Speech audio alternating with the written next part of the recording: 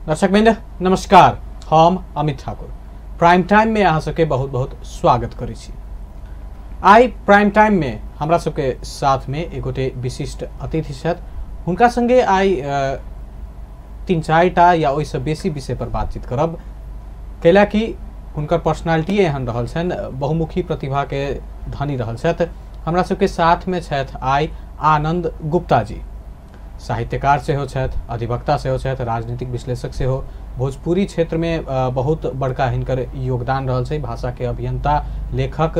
तो हुनका संगे आई 4-5टा विषय में बातचीत करब। मधेशक राजनीति, एतऽ के मातृभाषा में शिक्षा केना हेतै, विभिन्न भाषा सब जे छै ओकरा केना आगा बढ़ायल जेतै, भोजपुरी भाषा के केना कऽ कऽ मूलधार में आनल जेतै, यावत विषय सब में आई आनंद जी संगे बातचीत करब। आनंद जी, बहुत बहुत स्वागत है जी। धन्यवाद। शुरुआत करै छी भोजपुरी के प्रसंग से जी। प्रदेश नंबर 2 में जो यदि देखल जाए तो 12 परसा भोजपुरी बाहुल्य क्षेत्र के रूप में देखल जाए छै जी। इम्हर आबि कऽ मैथिली आरो भाषा सब रहल छै। तो भोजपुरी के विकास जो यदि कही मैथिली के तुलना में जो यदि कहल जाए तो दुनू के केहन पाबि रहल छी अहाँ? हम मैथिली उतना बढ़िया से ना बोले सकें, हालांकि कुछ बोली नहीं, फिर भी ये औपचारिक कार्यक्रम भैला के चलते हम भोजपुरी में बोले के चाहें। मैथिली के भोजपुरी के दोनों के अलग अलग, दोनों एगो भाषा, 2 नंबर प्रदेश में बहुल्यतः बोलल जाए वाला भाषा है। अभी भोजपुरी के अवस्था तो अवरी का बाकी जो 4 गो प्रदेश में बटाइल बा, 2 नंबर प्रदेश, 3 नंबर, 4 नंबर और 5 नंबर। ई राज्य के गलत नीति कहल जाऊँ, संघीयता के जोन कित्ता काट भइल और संघीयता के जोन सीमांकन भइल वो अवैज्ञानिक तरीका से भइला के कारण से ई जैसे मैथिली के 2 टुकड़ा में बांटल गइल बा, भोजपुरी के 4 टुकड़ा में बांटल गइल, ई विडम्बनापूर्ण भइल। और उससे भाषा के ओकर उत्थान जितना तरीका से, जैसे अगर एगो प्रदेश में रही तो एक पहिलका नंबर के भाषा रही, यदि रौटहट से लेके सुरपंदही तक लगे के अगर प्रदेश बनावल जाए या सरलाई से लेके झापा तक लेके प्रदेश बनावल जाए तो में मैथिली पहिल 1 नंबर के भाषा रही, ई में भोजपुरी रही। बाकी ई राज्य के वैमनस्यता है कि जो उ का कैलक जे एकरा के टुकड़ा टुकड़ा करके ओकरा के कमजोर करे के अथी करके आ ऊपर नेपाली के जैसे भी लादे के प्रयास स्वरूप ही भइल बाई। ओकरा कारण से ओकर सुपरमेसी, ओकर वर्चस्व रहे कह के बा। रह गल के जब अपने के प्रश्न जे मैथिली या भोजपुरी के अवस्था, तो मैथिली के अवस्था अलग बा। मैथिली के साहित्य सृजना में लोक साहित्य में तो भोजपुरी के अवस्था बढ़िया बा मैथिली के तुलना में लोक साहित्य में। लेकिन वर्तमान में जो राज्य काज के भाषा या राज्य के भाषा रहल बा मैथिली बहुत दिन, सिमरौनगढ़ राज्य रहला पर भी या दरभंगा राज्य रहला पर भी या जनकपुर ओकर जौन केंद्र बा, मैथिली में काम भइल बा। राज्य स्तर से भी राज्य नेपाल के 2 नंबर के भाषा भइला के कारण से भी एमे बढ़िया काम भइल बा। भोजपुरी के लोक साहित्य बढ़िया बा और भोजपुरी के फिर सीमा, भोजपुरी जैसे विस्तार के हिसाब से संसारे के 3रा भाषा है भोजपुरी।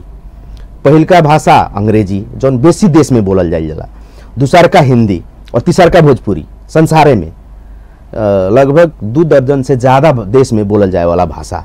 एकरा कनिक पोछा चलै छै मैथिली के, नेपाली के इतिहास जो यदि देखल जाता है देश में भेट जाए छै। भोजपुरी के जो बात अबै छै तो सबसे पहले लोग की देखे छै जे भारत के यूपी, बिहार आरो क्षेत्र दिस चट से ध्यान जाए छै। नेपाल के जो यदि बात करी तो ई भाषा के इतिहास नेपाल में कतेक पुरान रहल छै? अब हमरा देखे से नेपाल के भाषा के इतिहास में अब हमर अनुसंधान में अभी हम आज मुख्यमंत्री जी के एगो किताब देनी है और वो किताब हम अनुसंधान कैनी 200 वर्ष पहले सरलाही के सोनारवा गोनारवा गांव में जन्मल एगो भिनकराम बाबा, संत परंपरा के अवघड़ संप्रदाय के, सरभंग संप्रदाय कहल जाला ओकरा के। ओ बाबा जे समाधि लेलन राजपुर भेड़ियाही कह के गाँव में रौटहट के, वहाँ के लिखले बानी भोजपुरी में बहुत सारा कविता, बहुत सारा भजन, बहुत सारा गीत, बहुत सारा वहाँ के शब्द शीर्षक में, भजन शीर्षक में। तो वो अभी मास्टर डिग्री तकले भारत के भीमराव अंबेडकर विश्वविद्यालय, आर्य विश्वविद्यालय में पढ़ाई होला। वो भानुभक्त से पहले के कवि और नेपाले के सरहद में जन्मल। तब पता ना रहे लोग के, लेकिन हमनी के अनुसंधान कैनी और ऊपर अनुसंधान करके लिखनी और परगे प्रतिष्ठान ओकरा के छपले बा। हमरा लगे अभी एक कॉपी रहलक हम मुख्यमंत्री जी के आज दे देनी है। ऐसे प्रमाणित होता कि भानुभक्त पहले से नेपाल में भोजपुरी भाषा औपचारिक रूप में लिखाता। प्रताप मल के लिखल चिट्ठी अब भोजपुरी में बा, बकायदा वहाँ के लिखले बानी बेतिया के राजा के प्रताप मल भोजपुरी में चिट्ठी लिखले बानी। तो अभी तक के इतिहास में हमनी के खोज में प्रताप मल्ल के पाला से ये लेखन परंपरा में बा एंगे देखल जाए। तब ई बड़ नीक बात अपने एकटा कहली जे हमरो सबके जानकारिये मूलक रहल छै, जेना कहुना एगो शासक एगो चिट्ठी लिखै छै, एगो राजा एगो चिट्ठी लिखै छै, त तत्कालीन समय में ओ भाषा के महत्व ओइसे पता चलै छै। लेकिन एखुनका अवस्था में एखुनका पीढ़ी या एखुनका राज्य सत्ता जो यदि कही विगत 100-150 साल में एकेगो भाषा के लक एतेक आगा केला बढ़ गेलै, जखन कि जेना अहाँ कहि रहल छी त इहा एगो भाषा लिखाई त छलैया, पछा केना पड़ गेलौ हमरा? पछा पड़े के 2-3 गो कारण बा। एगो शासन व्यवस्था में हमनी के पहुँच, शासन जे हमनी के पद्धति रहल, एगो दुर्भाग्यपूर्ण सुगौली संधि जब भइल, ये संसार में बहुत सारा, ये भारतवर्ष में कहल जाऊँ, इस संस्कृति में बहुत सारा राज्य र जौटा विभिन्न किस्म के रहे और वहाँ अपन अपन भाषा के बोली चाली अपन प्रयोग होत रहे। बाकी अब एगो कालखंड में भइल जे राज्य निर्माण करे के, टेरिटोरी निर्माण करे के व्यवस्था जब शुरू भइल, लोग के ओकरा के सीमाना में जोड़ के, ओकरा के देश में ओकरा के टैक्स वसूल के, ओकरा के सुरक्षा देवे के, जो एगो यूरोपीय एगो पद्धति से प्रभावित होके यहाँ भी वैसा निर्माण भइल। ओकरा बाद में शासक के वर्चस्व रहल। यह बहुत इंटरेस्टिंग कथी बा कि जे अपने के बहुत दिन तक ले कि तो यहाँ के भाषा कि तो संस्कृत रहल लोग, या भोजपुरी मैथिली, या औपचारिक भाषा हिंदी में पढ़ाई लिखाई होत रहे। यहाँ तराई कांग्रेस जब नेपाल में एगो एथी बनल, गोरखा भाषा प्रकाशनी समिति लगभग 1970 विक्रम संवत के हाराहारी में बनावल गए। जब गोरखा के लोग कहल जाऊँ कि जो उ लोग अपन जब उ लोग के इतिहास बा खस आरे के, जो उ लोग कुमाऊँ गढ़वाल होते हुए मतलब खसान होते हुए मेसोपोटामिया से चलत आइल कह के इतिहास बा, और उ लोग क्षत्रिय लोग आइल अपन वर्चस्व कायम कैलक। गोरखा राजा पर लिग के दौड़ में द्रव्यशाह जीतलन, दौड़ में ओकरा बाद नियम हटा दिलन। उ जे पहले दौड़ होके गोरखा में राजा बने, दौड़ के जे जो दौड़ी उ जीती उहे राजा बने। द्रव्यशाह जीत गइलन, एगो जनजाति दूरा जाति के एगो जनजाति रहलन, उनका सहयोग से उ जीत गइलन। जीतला के बाद में उ नियम हटा दिलन आ उ नियम लगा दिलन कि हमरे वंशज राजा बनी। ओकरा बाद उ अटैक कैलन काठमांडू पर। काठमांडू नेपाल कह के गढ़ा रहे, ओकरा के नेपाल कहल जाए। पृथ्वीनारायण शाह वहाँ देखलन कि बहुत सुंदर जगह बा, राजधानी बनावे के चाहिए, बहुत डेवलप रहे। ओहू में इतिहास की जो मधेश के लोग, जो विशेष करके सिमरौनगढ़ के लोग सुनियोजित ढंग से एकरा पछा कैल गेल। हाँ एकदम, यहाँ जाके अपने के सिमरौनगढ़ के लोग मधेश के आ वहाँ के काठमांडू के नेपाल के तत्कालीन नेपाल आ मधेश के संयोग के संस्कृति है काठमांडू की संस्कृति, आज के उस समय के नेपाल।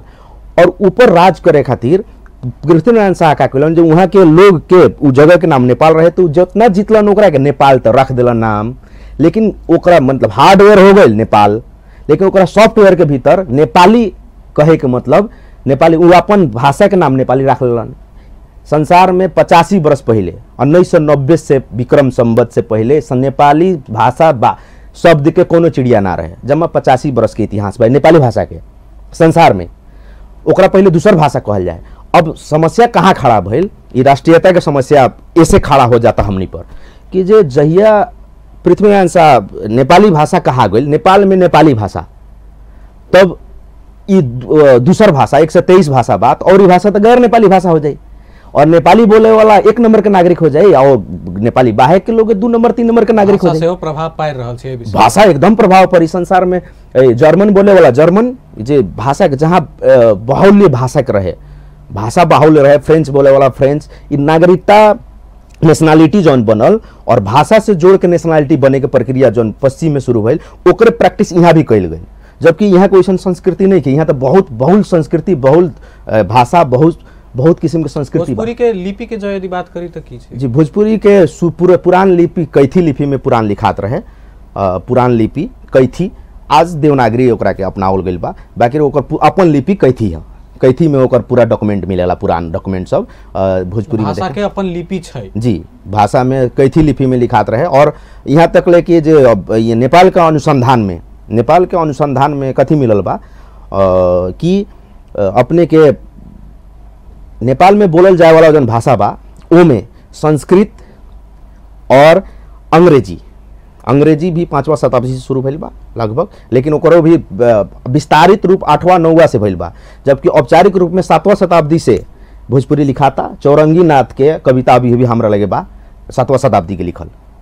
11वां शताब्दी में गोरखनाथ के गुरु गोरखनाथ, जेकरा नाम पर ही गोरखा दरबार, गोरखा राज्य या गोरखा साम्राज्य विस्तार भइल बा, गोरखनाथ के लिखल 15 गो किताब प्रकाशित बा भोजपुरी में उनकर 11वां शताब्दी के। चौरंगी नाथ के अभी मंदिर संसार भर में बा। ओकरा बाद में प्रताप मल के बात कहबे कनी है।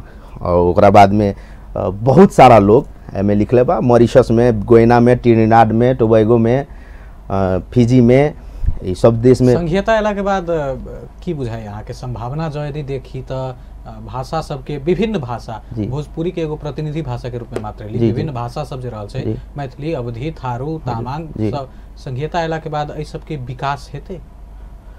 विकास होखे के खातिर ही कइल गइल संघीयता के एगो मूल मर्म होला भाषा आ संस्कृति।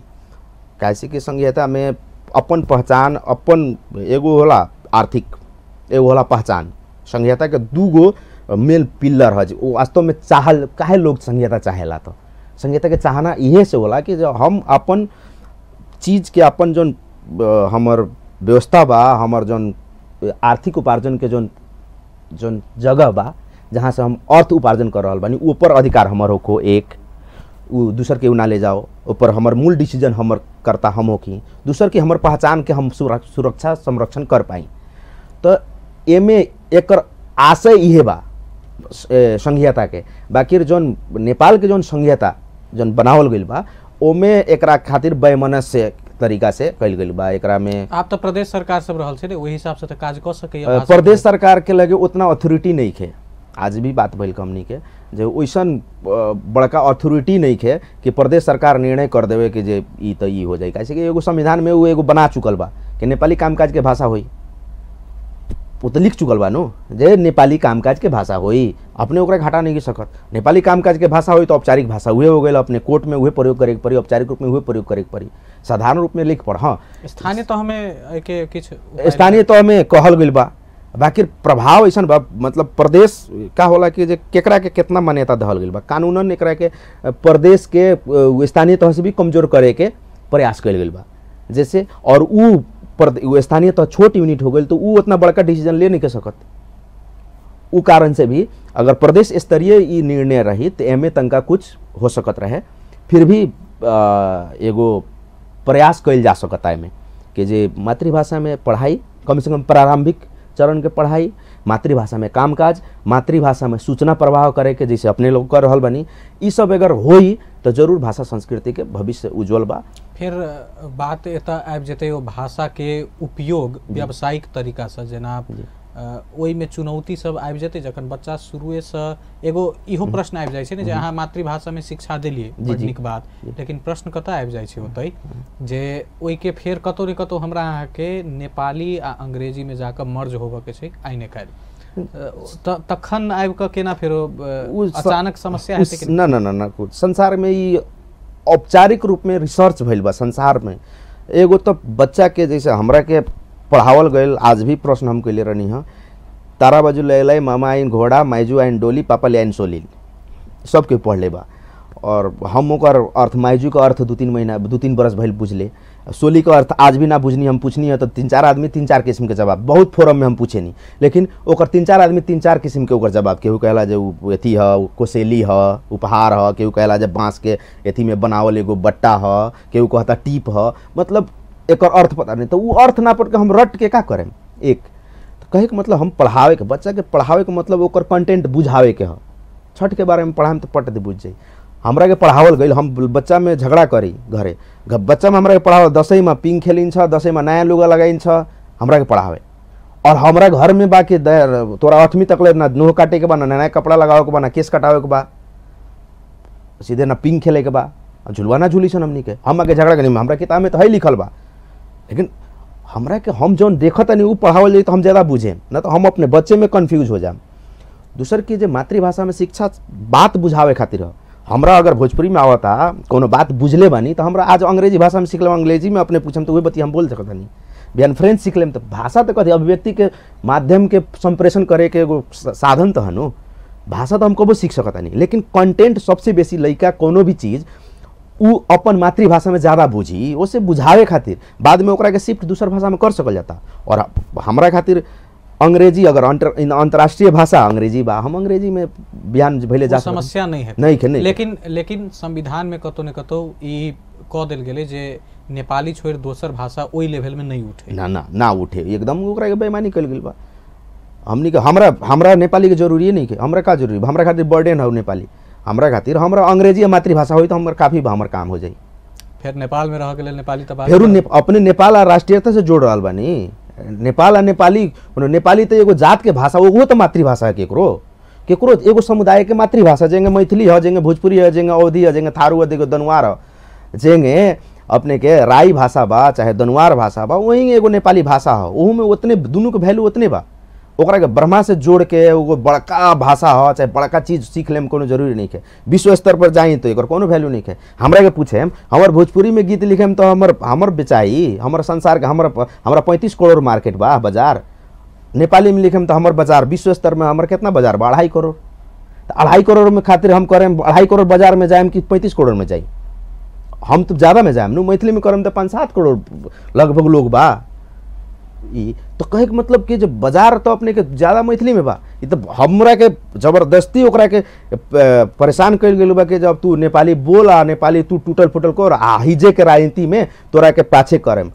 अपने 50 बरस पुरान इतिहास देखी जो ये मधेश के लोग जहाँ आज शिक्षा दर सबसे कम बा 49% बा और देश में 65% से ऊपर शिक्षा दर बा ये मधेश में कम बा जबकि ये में सबसे बेसी पढ़ल लिखल लोग रहे ये सरलाई में ये रोटहट में सप्तरी में सबसे बेसी बैचलर पढ़ल लोग रहे तो ई भाषा के सीधे राजनीति कैला के चलते ही खत्म हो गई कि हमरा भाषे ना समझ में आई हम ना बात बुझे सके हम लोक सेवा में जाएम तो हमरा के हारसिन दीर्घी में काट दी हमरा बोले नहीं आवत हमरा बोली पर हमरा लवज पर तो लवज के राजनीति हारसिन दीर्घिन के राजनीति से शासन चल रहा बा और कुछ ना हमर कंटेंट अगर हम अपना मातृभाषा में वही बात लिखेम हमरा से बात हम जानता नहीं कि ना चेक करे खातिर हमरा कोनो भाषा सीखे के जरूरी नहीं है नु हमर नॉलेज खातिर तो हम तो कोनो भाषा में अपन नॉलेज रखत नहीं भाषा अलग चीज शिक्षा के क्षेत्र में जखन मातृभाषा के बात जो आबै छै त पाठ्य पुस्तक पाठ्यक्रम ई सब से हो आवश्यक रहल छै मैथिली के विषय में छिटपुट काज सब भेल जानकारी प्राप्त होई छै भोजपुरी के संदर्भ में की रहल जी भोजपुरियो में उतने काम भइल बा जितना मैथिली में भइल बा एगो मैथिली में ज्यादा कथी भइल बा कि यूनिवर्सिटी लेवल तक ले पढ़ाई होला यहाँ भोजपुरी में विदेश में होला भारत में या मॉरिशस में फिजी में और देश में होला भोजपुरी में यहाँ भोजपुरी में पाठ्यक्रम जैसे इहो बनल बा 1 से लेकर 5 तक ले मैथिली में भोजपुरी में भी 1 से 5 तक ले 9-10 के बनल बा मैथिली में भोजपुरी में भी 9-10 के बनल बा 11-12 के बात हो रहा बा बने के हम खुद 2 दिन पहले पाठ्यक्रम विकास केंद्र में अभी के संरचना अनुसार भोजपुरी के जौन 2000 लगभग 57 से 61 साल में जौन किताब बने रहे 9-10 के अब नया संरचना अनुसार ओकर सिलेबस बनावे के पड़ल करे नया सिलेबस बना के हमनी के 2 दिन पहले पाठ्यक्रम में बुझा के आयल बनी ओकर रिव्यू करके मैथिली के चल गेल बा मैथिली के भी बन गेल बा अवधी के भी बनल बा भोजपुरी के भी बनल। ठीक आ संगे बातचीत जारी रहबे करते दर्शकबिंद आनंद जी संगे बातचीत हम सब जारी रखबे करब प्राइम टाइम में एखन समय भेले हमरा सबके व्यावसायिक विश्राम के बाद आरो विषय पर चर्चा हेतै। व्यावसायिक विश्राम के बाद प्राइम टाइम में फेर से स्वागत करै छी। आई हमरा सबके साथ में छथि आनंद गुप्ता जी इनका संगे भाषा मुख्यतः भोजपुरी ताहिके बाद राष्ट्रीय राजनीति लगायत शिक्षा कानून एहि सब विषय पर बातचीत कर रहल छी। आनंद जी ब्रेक से पहले भाषा शिक्षा के जोड़ के बातचीत करै छी आब जे देशक राजनीति एहि सब पर कनी केंद्रित भऽ करै छी अहाँ अधिवक्ता सेहो छियै ओहि हिसाब से कानून आ संविधान के बातचीत भाषा के क्षेत्र में या शिक्षा के क्षेत्र में से भेले रहे जी जी एखुनका जे अवस्था रहल छै सबसे पहले बात उठाबै छी 2 गो चीज के गिरीश चंद्र लाल नेतृत्व के जे आयोग गठन भेल रहे मधेश आंदोलन के क्रम में तथा रेशम चौधरी जी के जे फैसला एले अदालत के तरफ से, अधिवक्ता के हिसाब से ई दुनू चीज पर अहाँ के टिप्पणी चाहे छी। एगो लाल आयोग के प्रतिवेदन जो गिरीश चंद्र लाल सर्वोच्च अदालत के पूर्व न्यायाधीश वहाँ के नेतृत्व में जो मधेश आंदोलन के छानबीन करे खातिर एगो प्रतिवेदन बनावे के जो आयोग बनल, वहाँ के आयोग के प्रतिवेदन भी बनल आ बुझावल भी गई तत्कालीन सरकार के। विडम्बना कहल जाओ कि सरकार ओकरा के सार्वजनिक ना कैलक। हमनी के तराई मधेश राष्ट्रीय परिषद कह के एगो संस्था बा, TMNC कहनी सन हमनी के, विशुद्ध सामाजिक राजनीतिक संगठन है, विशुद्ध सामाजिक कहल जाए ओकरा के। और हमनी के विभिन्न ऐसा चीज़ पर हमनी के प्रेशर करेनी, संस्कृति के अपन जो मधेश के राष्ट्रीयता बा ओकरा पर हमनी काम करेनी। तो उ हमनी के बहुत बेर ये लाल आयोग के प्रतिवेदन के सार्वजनिक करे पड़ल कह के प्रधानमंत्री कार्यालय में, माइतीघर मंडला काठमांडू में या विभिन्न निकाय में, यूनाइटेड नेशन में जाके डेलीगेशन, मानवाधिकार आयोग में विभिन्न जगह पर जाके आवाज़ उठैनी सन। और यहाँ तक ले कि यूनाइटेड नेशन के प्रतिनिधि के, यहाँ नेपाल के प्रतिनिधि के का नाम कीजिए, वो हमनी के भी मांगला पर नेपाल सरकार नहीं खेदेले आ नहीं खेदेत कह के जवाब आयल। यूनाइटेड नेशन के रेसिडेंट जो कोऑर्डिनेटर रली है उनका मुँह से ही बात आयल।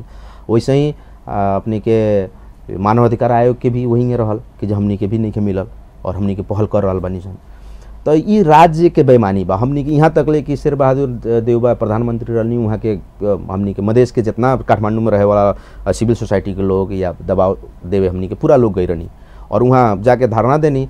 और उनकर जो प्रेस सलाहकार या उनकर स्वकीय सचिव यहाँ तक ले कहलन कि जो हमनी के प्रधानमंत्री जी बहाल गई बानी और प्रेस सलाहकार जी आ रहा बानी लेवे, लेकिन हमनी खड़ियाए रह गई उ लोग ना आयल। हमनी प्रतिवेदन जो हमनी ज्ञापन लेके गए रहनी उ लोग बुझे। तो राज्य एमे असंवेदनशील बा, उ नहीं के चाहत कि मधेश आंदोलन में मधेश के दबावे के ई जोन सिलसिला बा। एमे राज्य के नियत बुझ चाहब अहाँ के तरफ से। ताके बाद राज्य यदि डेरा रहल छै, राज्य सत्ता डर कथी के छै ओकरा? एगो प्रतिवेदन सार्वजनिक करे में एते डर चाहे कथी के? ये तो सीधे बाकी जे राज्य के दमन भइल, विशुद्ध दमन, माने ई मानव अधिकार के उल्लंघन करके दमन भइल। उ आंदोलन में हमनी खुद रहनी, देखनी, प्रत्यक्षदर्शी बानी, में सहभागी बानी। तो उ कारण से घायल के इलाज कराओ से होके सारा काम में हमनी करनी। तो उ क्रम में हमनी के देखत नहीं दमन भइल और दमन के सार्वजनिक ना होको कह के राज्य तानाशाही के रूप में उ लाग रहल बा। ओकरा के प्रतिवेदन में उ सच्चाई ओकर कुछ अब सामने आई कह के उ डरा रहल बा। एमे और कौन नियत, सिर्फ नियत में खोट बा, इतने कहें हम। राज्य के नियत में खोट बा और मधेश के गुलाम बना के रखे के चाहता। रेशम चौधरी जी के जे अदालत से जे फैसला है ओना कहल जाय छै अदालत के फैसला पर टीका टिप्पणी नहीं होय छै, लेकिन एहि पर तो टीका टिप्पणी सब तर भरल छै, मीडिया से लग संसद तक में बात उठलै, नेचुरल जस्टिस के सेहो बात आबि रहल छै। एगो अधिवक्ता के नजर एकरा केना क के देखै छै? एकरा के हमनी के अधिवक्ता कानून के दृष्टिकोण में जज के एगो अथॉरिटी बा कि जे एथी के रूप में कोनो फैसला कर सकता। जज एगो जज बैठल बा, अपन प्रमाण के आधार पर, अपन विवेक के आधार पर, मौजूदा कानून के आधार पर वो फैसला करी। रह गल रेशम चौधरी के केस खाली एगो साधारण एथी वाला केस ना हो। रेशम चौधरी दूगो चीज वहाँ जुड़ल बा। एगो तो मधेश आंदोलन, थरवट मधेश आंदोलन जुड़ल बा उमें। एगो जुड़ल बा रेशम चौधरी खुद जीतल सांसद, जनता के बहुमत प्राप्त प्रत्यक्ष निर्वाचित सांसद, ये दोनों चीज जुड़ल बा। वो कौन पार्टी से? तो राज्य के जौन पार्टी नहीं के पचत या जौन समुदाय, मधेसी समुदाय राज्य के वो नहीं के पचत, जौन सत्ताधारी समाज के समुदाय के। तो ई परिप्रेक्ष्य में देखला पर और न्यायपालिका में नेपाल के संरचना देखला पर ई सारा निकाय में नेपाल के सारा जौन प्रमुख निकाय बा, ब्यूरोक्रेसी होके तब, न्यायपालिका होके तब, पत्रकारिता होके तब, या राजनीति होके तब, या प्रशासन होके, सारा में 80% से बेसी जौन राज्य प्रतिनिधित्व कर रहल बा जौन समुदाय, उहे करे बोलबाला ओकरे सहभागिता बा। तो एमे ई माने अछूता बा एकदम यहाँ के न्यायपालिका, ये हम ना कहें। हालांकि न्याय देवे के जज के काम हो, ओकर काम ओकरो एगो निगरानी करे वाला बा बॉडी, उ जिला अदालत कैले बा, उच्च अदालत बा, सर्वोच्च अदालत बा, ओकरा से हमनी के जा सकता नहीं सन। एगो न्यायाधीश बायस हो सकता, हो भी सकता।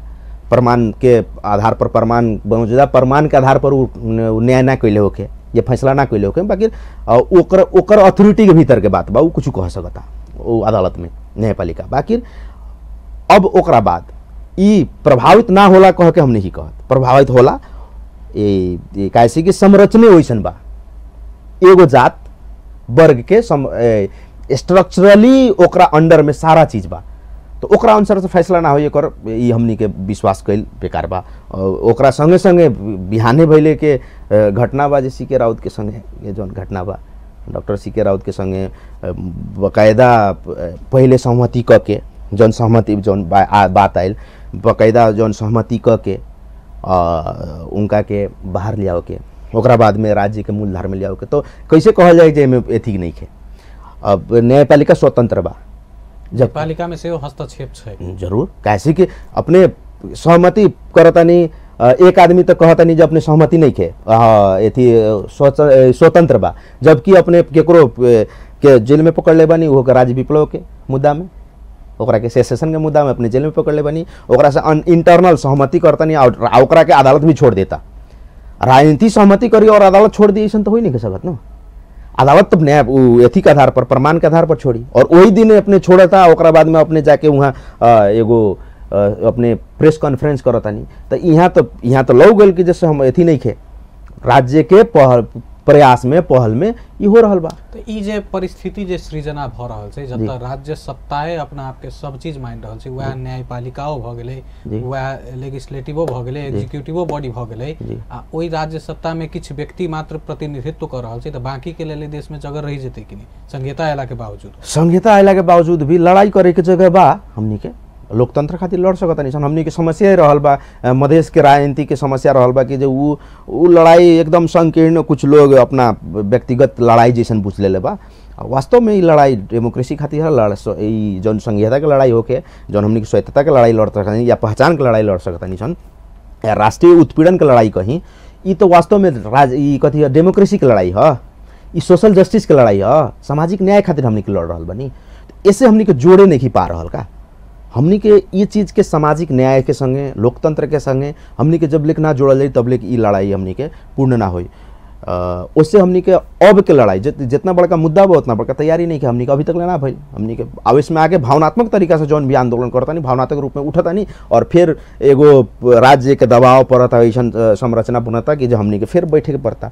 तो ओकर तैयारी हमनी के खुद नेशनलिटी के विकास, मधेसी के तराई मधेश राष्ट्रीय परिषद भी ये बुझ के ही काम कर रहा बा कि जो नेशनलिटी के विकास कल जाए। हमनी के मधेसी ऐसा झापा से लेकर कंचनपुर तक लेकर लोग मधेसी है, राज्यों में पेनिट्रेट करे के कोशिश कर रहा बा, ओकरा के दिग्भ्रमित करे के कोशिश कर रहा बा। ई भावना के विकास हमनी के एगो नेशनलिटी बा, हमनी के रहन सहन, हमनी के संस्कृति, हमनी पर विभेद वही भइल बा।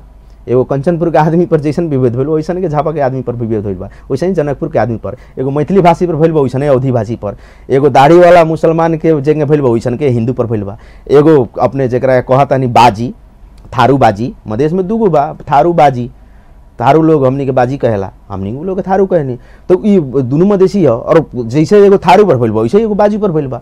तो राज्य स्तर से विभेद वैसे भइल बा, जबकि हमनी के अलग अलग कबो भाषा के नाम पर, कबो धर्म के नाम पर, कबो थारूबाजी के नाम पर, या मधेसी थारू ओकरा विकल्प में खड़ा करके राज्य जगह प्रस्तुत कर रहा बा, ओकरा लगे साधन स्रोत बा, ओंगे हमनी के फंस रहा बानी। लेकिन जब लेक हमनी के विकास, राष्ट्रीय का विकास, राष्ट्रीयता के विकास ना कल जाए तब लेक हमनी को ई लड़ाई, राष्ट्रीय उत्पीड़न के लड़ाई, मुक्ति हमनी के संभव नहीं है। एमे जखन हम आंदोलन के बात जब करे छी तो थारू, मधेसी, जनजाति, आदिवासी ई सब एके बेर साथ आबि के आंदोलन होइत ओतेक नहीं देख में अबै छै, अलग अलग भ के हम आंदोलन करै छी, एहो सब समस्या होय जी। उहे हम कह रहल बानी कि जब लेक हमनी के एक मनोविज्ञान जौन बा, मनोविज्ञान एक ना होई, मनोवैज्ञानिक तरीका से राज्य ओकरा पर अटैक कैलक, थारू कहलक जो तू मधेसी आइडेंटिटी के भीतर तू खत्म हो जाइबे, तो कहलक ना हम तो अलग हैं, थारू हैं। एमे लीडर सब के केना की रोल रहल छै? एमे लीडर लोग के हमनी के एगो बेईमानी के रोल रहल बा। कुछ लोग अपन व्यक्तिगत स्वार्थ के व्यापार बा, कुछ कांग्रेस एमएलए में लागल लोग बा, जो कम्युनिस्ट पार्टी में लागल रहे, उ लोग के लगानी हो गई। अब लगानी भइला पर उ लोग कथी सोचता कि अब हम दूसरा जगह जाएम तो वहाँ हमरा जगह ना मिली, हमर तो लगानी बाटे समय के, पैसा के, या व्यापार उ लोग कर ले बा। उ लोग वहाँ से आवे के नहीं के चाहत और उ एकरा के औरी डिलेर एकरा के औरी मतलब एकरा कमजोर करे में अपन एनर्जी लगा रहल बा लोग। उ लोग खुद कहता है अपनो पार्टी में तो पीड़ित तो सब हेबे करता जी अपन पार्टी में से हो उनका सबके वही हिसाब से तो स्थान नहीं है। ना दूगो बात बा। एगो बात बा कि जे पीड़ित पहले उ लोग रहे, पीड़ित पहले रहे, लेकिन मधेश आंदोलन भइल तो उ लोग के स्थान मिले लागल। मधेश आंदोलन से कांग्रेस एमआलए में रहल लोग जे सत्ताधारी से जुड़ल पार्टी बा, राज्य सत्ता से जौन थाई सत्ता जौन सीकेलाल के भाषा में कहल जाए, उससे जो उ समुदाय से उ वर्ग से जौन जुड़ल बा लोग, उ लोग के काबिल के पूछ होके लागल कैसे मधेसी कोटा बनावे लागल लोग। उहो लोग के आवाज उठे लागल जे मधेसी चाही। पहले मधेसी कोटा कहाँ रहे, एगो केंद्रीय सदस्य नेपाली कांग्रेस में एगो केंद्रीय सदस्य हो जाए तो बहुत बा, दूगो हो जाए तो बहुत बा, कम्युनिस्ट पार्टी में एगो हो जाए दूगो हो जाए, मतलब एगो पोछ जोड़े के आज बाकी जो उपाध्यक्ष बने के, थाई कमिटी में जाए के या महासचिव बने के, ये एगो ट्रेंड बिहान भइले से एकदम कांग्रेस पार्टी रामवरण यादव के, डॉक्टर रामवरण यादव के राष्ट्रपति को उम्मीदवार दिलक। यहाँ तक ले कि कांग्रेसो, माओवादी भी और एमआलए भी तीनों मधेसिया के राष्ट्रपति को उम्मीदवार बनैलक। मधेश आंदोलन के दिन रहे। स्थान भेटले सम्मान तो अब स्थान भेटल, सम्मान तो अब धीरे धीरे उहे धीरे धीरे प्रक्रिया राजनीतिक प्रक्रिया। मधेश आंदोलन होई फिर उ लोग के स्थान भेटी, लेकिन सब लोग मनोवैज्ञानिक तरीका से हमने के एक ना होके कि हमने के मधेसी हैं, एगो चीज पर तो हमने सहमति करे के पड़ी, हमने के मधेसी हैं कि ना। एक कांग्रेस में होखी, राजावादी में होखी, अपने मधेश फोरम में होखी, राजपा में होखी, कुछ में होखी, मधेसी हैं कि ना। एक मधेसी हैं तो मधेसी हैं तो हमरा कथी कथी चाहिए। अब मधेश के फोरम उठाओ या राजपा उठाओ या एमआलए उठाओ या कांग्रेस उठाओ, उ मुद्दा पर समानुपातिक समावेशिता पर केकरा थी बा समानुपातिक। मान लिया आरक्षण होता तो कांग्रेस के लोग नहीं खेल आरक्षण लेत, मधेसी कोटा में तो वो जा रहा बा। जे समानुपातिक समावेशिता पर सबके के माने के चाहिए। जनसंख्या के आधार पर निर्वाचन क्षेत्र होगी तो केकरा फायदा, सबके फायदा बा, एमे सब लोग उपभोग। तो कम से कम कॉमन मिनिमम प्रोग्राम पर, कॉमन मिनिमम एजेंडा पर सहमति करे पड़ी। एमे मधेसी दल भी कोहो ना कोहो मतलब लिगेसी के खातिर चुक रहल बा, ओकरा से बात नहीं करल। दूसरका मधेश पिछला मधेश आंदोलन में एक प्रॉब्लम बहुत बड़का देखल गई। एमे कथी भइल, पहिलका मधेश आंदोलन दूसरका मधेश आंदोलन में कथी भइल कि बहुत सारा लोग कांग्रेस एमआलए सत्ताधारी पार्टी खसारे नेतृत्व के पार्टी लोग आई लोग, हम ओकरा के पहाड़े बाहुन पुरुष केंद्रित पार्टी कहनी। उ लोग मधेश केंद्रित कहेला, हम ओकरा के पहाड़े बाहुन पुरुष केंद्रित पार्टी कहनी। कैसे के बरू मधेश के पार्टी राष्ट्रीय पार्टी बा, कैसे को एजेंडा एथी नहीं के या व्यवहार में उ नहीं के कर रहल। उ समानुपातिक समावेशिता तो सब के होते, जनजाति भी लागू कर रहल बा, आज तो ओकरे के खसार भी प्रयोग कर रहल बा नो। जबकि उ लोग के शासन सत्ता रहल तो उ लोग खाली अपन बनेलक, 80% से ऊपर वर्चस्व उहे लोग के बा राज्य में, राज्य के प्रत्येक निकाय पर। तो उ लोग के नियत में कमी बा और एमे कुछ कमी कमजोरी रहल बा मधेसी दल के भी। कैसे कि उ लोग एजेंडा उठावता तो उ लोग कहता है कि हम एजेंडा उठल बनी तो हमरे नेतृत्व हमरे सब कुछ होके के चाहिए, ऐसे तंका ऊपर उठे के पड़ी। अगर मधेश को वास्तव में समस्या समाधान करे के चाहता नहीं तब एमे सब लोग के बुलावे के पड़ल। और कहाँ कहाँ कौन कौन एजेंडा पर हमने की एक मत बानी, उतना पर तो एक मत होकल जाए, उतना खातिर तो राज्य से लड़ल जाए नो ईमानदारी पूर्वक। कांग्रेस में बानी, एमआलए में बानी, वो में तो मधेसी बा लोग नो। और उ लोग से एगो कॉमन एजेंडा पर जितना एजेंडा में हमनी के सहमति होता, हमनी के मधेसी हैं ये पर तो सब लोग सहमत बा। हमनी के समानुपातिक समावेशिता चाहिए, सब लोग के चाहिए, जनसंख्या के आधार पर होके के चाहिए, संघीयता कैसन होके के चाहिए। एगो बात हमनी के अपन मधेसी यहाँ के कैसन स्ट्रक्चर चाहिए, हमनी के कम से कम अपन तो एगो तो हमनी के अपन सहमति तो कर सकता नहीं। ओयो के लेल ककरो तो नेतृत्व तो लेवा पड़ते ने, ई कदमो चालक के लेल कमते में ई पहल करे के हमनी के पहल सोच रहल बानी। हो सकता कि बिहान भइले तारा मधेश राष्ट्रीय परिषद ही एकर अगुवाई करे ऐसन का, कैसे कि ई कोनो पॉलिटिकल पार्टी ना एनजीओ है, ई बस विशुद्ध लोग के युवा लोग के एगो ऐसन का सकारात्मक प्रयास करे वाला, सकारात्मक भाव रखे वाला लोग के एगो समूह है। मौजूदा हालात में संविधान संशोधन के जना बात आब सदन में एखन ओतेक उठ नहीं रहल छै, मुद्दा सबसे कनिक भटक रहल छै, अन्य अन्य मुद्दा सब आबि रहल छै। संविधान संशोधन के बात गौन भ कर रही जेते ना ई तो कथी बा कि जौन मुद्दा उठ चुकल बा तो कबो कम कबो बेस होत रहेला। एमे एथी नहीं के होके के फिर चुनाव आई, राजनीतिक लोग के वोट लेवे के होई उ लोग करी, बाकी चुनावे बेर में सीमित रही। अब तो चुनाव जे चुनावी शक्ति बा, जिस चुनावी शक्ति बा तो वो तो चुनाव के वोट के राजनीति करी तो ओकरा तो वोटर से वोट लेवे के बा नो। जेकरा जे चुनावी शक्ति बा, जो चुनाव लड़ रहा था तो ओकरा तो कुछ न कुछ दिखा के वोट लेवे के बा नो, तो चुनाव के एजेंडा बनेबे करी। रह गेल कि जे ई विषय जैसे सरकार में संविधान संशोधन खातिर राजपा भी सहमति के गई रहे जो रेशम चौधरी के कांड से फिर तक कैलक अपन सहमति समर्थन फोरम अभी सरकार में बा।